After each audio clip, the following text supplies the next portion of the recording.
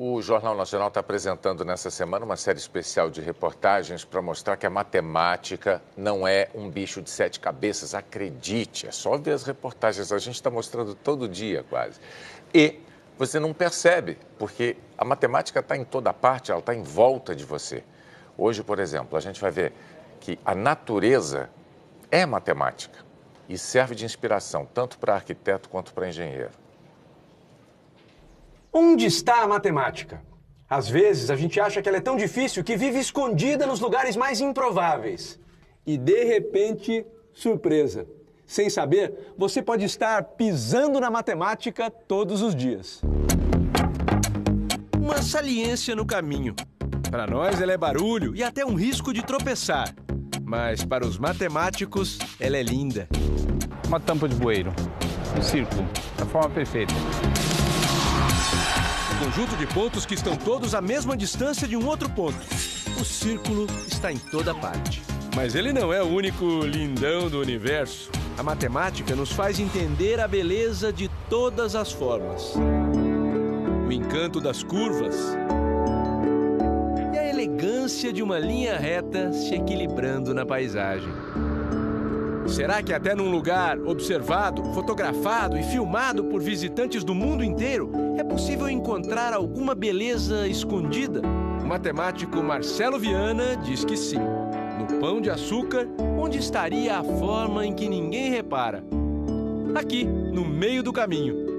O bondinho só chega até o alto porque percorre uma estrada construída pela matemática, a catenária. Essa curva é linda, né?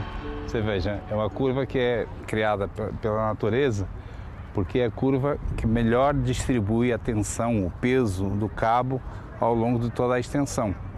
Então, essa lei de tentar minimizar, diminuir ao mínimo a tensão, faz com que ela adquira essa forma. Ou seja, ela é a forma mais segura, então, ela significa uma segurança nesse intervalo. É uma forma que, inclusive, a gente compreende bem matematicamente. A catenária não perde a firmeza nem virada ao contrário. Quem sabe disso muito bem são os arquitetos. E física e matemática explica tudo. Então, quando você tem, por exemplo, a força, né, do cabo do bondinho, se o cabo fosse reto, quebrava. Ele é forte justamente porque ele tem uma curva, né?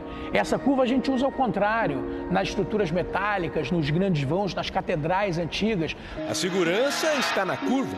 Ainda bem, porque vivemos debaixo de catenárias, elipses, hipérboles, parábolas, semicírculos como esses da Casa França Brasil. Este foi o primeiro edifício neoclássico em solo brasileiro, projetado no século XIX pelo francês Grandjean de Montigny.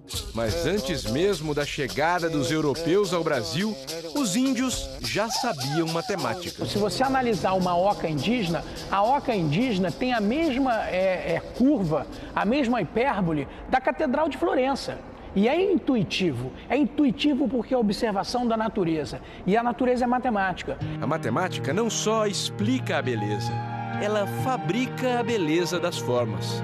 Permite levar as ondas do mar para o teto do mar, o Museu de Arte do Rio. A matemática é a porta de entrada para a beleza, para que nós possamos nos aperceber de tudo que é lindo que está à nossa volta. A matemática é a porta e o elevador.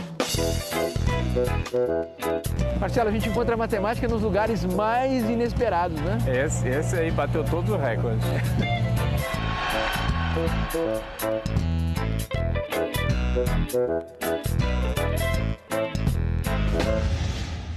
No teto do Museu do Amanhã, as verdades eternas da matemática parecem olhar para o futuro.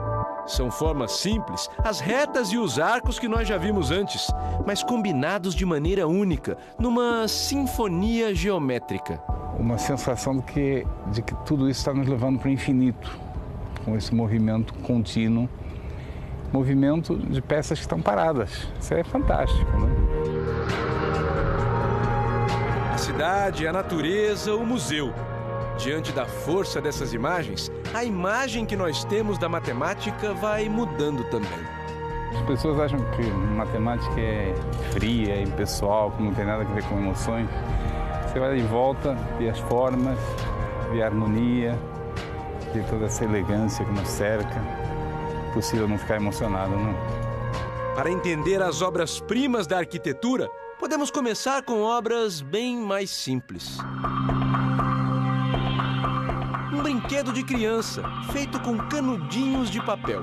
Essa forma aqui, o tetraedro, ele tem uma robustez extraordinária, porque se você tem uma pressão, um peso colocado aqui, esse peso é distribuído de maneira igual, equilibrada, para cada um dos pontos de apoio. Então essa estrutura tem uma resistência muito grande, justamente por causa desse equilíbrio. Ao contrário do cubo, que é uma forma fantástica, evidente, mas tem características completamente diferentes. Você nota que o cubo é flexível. Mas e o círculo? Qual a utilidade dessa forma perfeita? Se tantos bueiros são redondos, deve existir uma explicação. Com a palavra, a matemática. O círculo, qualquer posição que você mede, em qualquer ângulo, você obtém sempre o mesmo valor, que a gente chama de diâmetro do círculo. É sempre o mesmo comprimento.